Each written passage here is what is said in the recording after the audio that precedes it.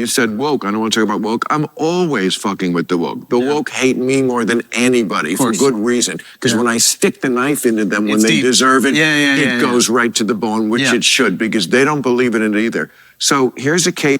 So Andrew Schulz is making the rounds. We know this, and we are going to cover him on Bill Maher. In this clip, Bill Maher loses his mind, and it's actually Andrew Schulz that's kind of calming him down. Bill Maher really goes off here, and this is one that this part of their discussion, not that many people are covering it because they won't touch it. You know, I get it. Everybody's being safe these days, but on this channel, you're going to get the brutally honest side. How can I say it? The brutally honest assessment of things that are going on, or at least the attempt of brutal honesty. I think that's more of a treasure these days than anything else. But I know this is not about me, so let's go ahead and get into Bill Maher losing his mind and Andrew Schulz calming him down. Andrew Schulz actually shutting him down on his own show. Case where, yes, emotionally, because I'm a supporter of Israel, I would like to see this guy out of the country. No, you can't just throw people. And just for context, this is about that Mahmoud Khalil case that, of course, nobody's talking about now. And I will say, Bill Maher really kind of explained this pretty good. I was shocked. So that's just a little foreshadowing. By the way, please don't forget to hit the like and subscribe button and the notification bell. Thank you to every eye that lands on these videos. People out because you don't like their speech. Especially if you give them or you grant them some form of, I don't know if he had a citizenship, maybe a visa or something like that, but you're essentially giving this green card. He has a green card. So if he has a green card, you're giving them the opportunities to be an American, exist as an American for this amount of years. But if you have the green card, you do have the same rights as an American citizen. That's what I'm saying. Right. Okay. So we have to give that person those rights. You have to. As annoying as that is. As annoying as it is. You probably should have looked into his resume before you gave him the green card. Because the part that they're never going to say is that what they did to Mahmoud Khalil, they'll do to you too. That's always been my principle with the government. Patriot Act. I mean, really? That's always what, and it's very hard to, I would say not more than 20% of the people in this country can you get on that opinion. Everybody else is just always going to go right to defending the speech of the people they like. Yes, this is what we constantly do. We're hypocrites, but like such hypocrites. But this is the thing, we have to this is where it gets frustrating, these arguments, is like, if we know we're hypocrites, we can't cry about it. We have to meet people where they are.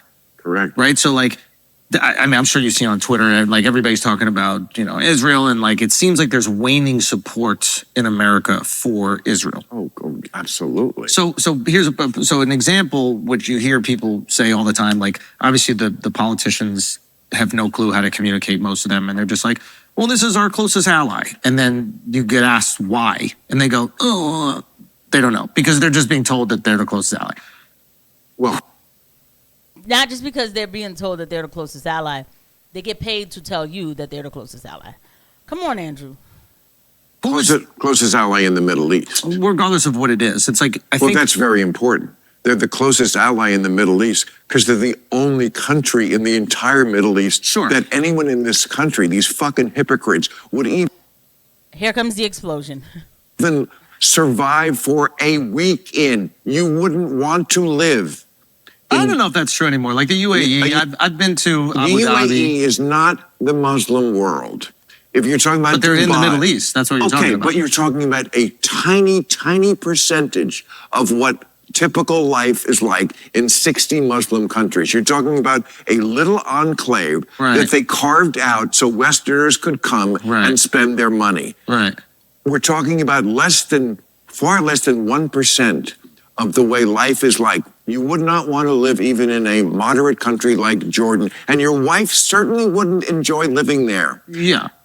Okay? You're making logical points. Well, these are factual points. Yeah, sure, they're factual. They are. Yeah, but it doesn't matter. It's like, I gave you another option that is true.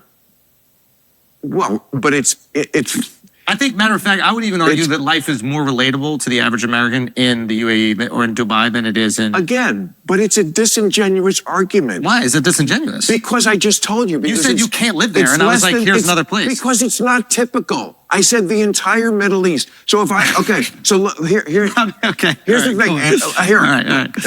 If I say you have to move somewhere in America, and I'm going to throw a dart at a map with a blindfold on, and could you survive anywhere else in America where that dart? You absolutely could. You could live in Salt Lake City. You could live anywhere in America. If I throw a dart at a map of the entire all 60 Muslim majority countries. Will you say you'll live there? I could survive in every single one of them. You couldn't. How no? What? How could I not? I'm not a gay guy. I'm not. I could live in any single one of them. You're in Kabul. Your wife would have to wear a head-to-toe burqa. That's on her. Okay. So, let's assess what just happened here. I love how Bill Maher can sit there and talk about Muslims and Muslim countries and how horrible they are without any kind of repercussion. Y'all already know where I'm going to go, but I'm not going there just yet. Just give me a moment. To say that we could throw a dart in Salt Lake City and you could be fine and live there, okay. But if you threw a dart in any Muslim country, you wouldn't make it. There's that and a third. Yeah, everywhere's not supposed to be like America, bro. Like, I don't understand this. And this comes from a leftist, right? Who, I like multiculturalism, okay, but there's something about that Middle East that pisses you off. What is it? It's not America. And you're absolutely right, Bill. A lot of people wouldn't last there. And that's not me coming at Americans. Like, I know we are American, right? But, like, our culture promotes a lot of, like, degeneracy and stuff. Like, that's not American culture, but what took over American culture. And I'm going to get there. But Bill, saying that people won't survive, and then his reason, because your wife would have to be covered. Extraordinary. Like, we still are using those 2001 lines about covered women. Covered women. Not everybody in Iran is head to toe with a burqa on. I know he said that about Afghanistan, and I do kind of like Andrew Schulz rebuttal. But our culture is more of a Kabbalistic Talmudic culture. It is.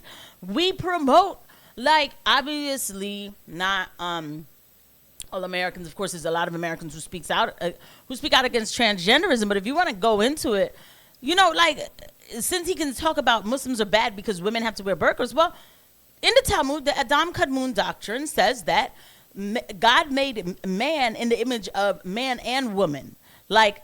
And that's why, you know, having like multiple genders is okay, like, because this is some sort of construct, right? Which one is, I'm just saying, if we're going to do that, I should be able to do it the other way, right? Nobody's ever met Bill Maher with that. Oh, but watch, if I did ever get the chance, and one day I will, to say to Bill Maher, but all right, fine, you get scared about Sharia law, but what about the infiltration, the influence of this Talmudic type of it's like a tikkun olam. It's like we're supposed to be fixing the world and the world problems. So here are the solutions, and that there are people who think that they're man and woman at the same time. So we can fix that and help them live a cohesive life, and that's how we bring God together. Voodoo. I have a problem with it. It's not in Christian doctrine. So if I said that to him, oh, you're just anti-Semitic. What are you? Okay. So you're talking about me surviving. You're like, I could live very comfortably in every single country. Like, again, let's not move the goalposts. You're asking if I could live comfortably. You could live with yourself knowing that that's how women are treated in your world. I hate this moral argument. Like, we give a fuck about women around the world. Like, I know, but this is like... Yeah, you said you'd be happy. This is such a bullshit argument. This is such a bullshit argument. No, I didn't say happy. I said I could live. You keep moving the goalposts. Okay, I'm sorry. Let's stay on what you say. I could live easily in every single one of the countries outside of the wars that are existing. But you're saying in peacetime? Easily? Easily. You live easily. You could easily live in Kabul, Afghanistan. Is there war happening? Is the Taliban doing their thing? No war. No war. So the war's over. War's over? I could kick it in Kabul for a month easy. enjoying life. Now, am I doing stand-up every night? No. But could I take a little vacation? I don't know if you're kidding with me. I'm just telling you, I think that... I'll give you two options. Either you're kidding or this is stupid. Well, that's this pretentious ass It's shit. not pretentious. You're doing the thing that it's not pretentious. You are doing the that thing you could live in Kabul and be happy, or get by, or you could be no big deal. You're doing this thing that gets. It's not virtue signaling to say. I didn't say virtue signaling, but that is, if you don't agree with me, you're dumb. Is why Trump is elected, and this is what Democrats do. Yeah, but sometimes dumb is dumb. Yeah, but people are dumb, so deal with that shit. Like, you know what I mean? Like, Well, stop acting well, like you everybody's kinda have smart. to. Like, this is the problem, is like, you have all these people that go to Ivy League schools, and they're like, we know better than everybody else, and we'll just tell you what to do, and you guys are all stupid, and I know you feel like you want this, but you don't really want this, and if you disagree with me... Right. So not to go too far with it, let's go back to Bill. So the problem is, the thing is, like, again, Bill Maher doesn't believe in God, right? Look, okay, you want me to give you the watered down reality of like, Bill just doesn't know. And Bill just is scared of what he doesn't know. Or I could tell you that Bill Maher does not believe in God and thinks that we came from some primordial ooze that just kind of wormed its way out of the water and just kind of sludged around until legs grew up. Like, what is this existence, okay? By the way, that sounds insane. Yeah, I don't care. Call me whatever you want. I am a Christian. And I know I say this all the time on these episodes, but more and more today, I hear people talking. I'm like, bro, man, what is going on? All right. So anyway, let me not go too far. When it comes to Bill Maher, look, he doesn't understand. Andrew Schulz is at least saying, like, I'll make it work. Bill Maher can't understand how you live a lifestyle where answering to something outside of yourself is actually more gratifying than self-gratification, okay? So when he sees a covered woman, to him it's like, oh, she must be oppressed.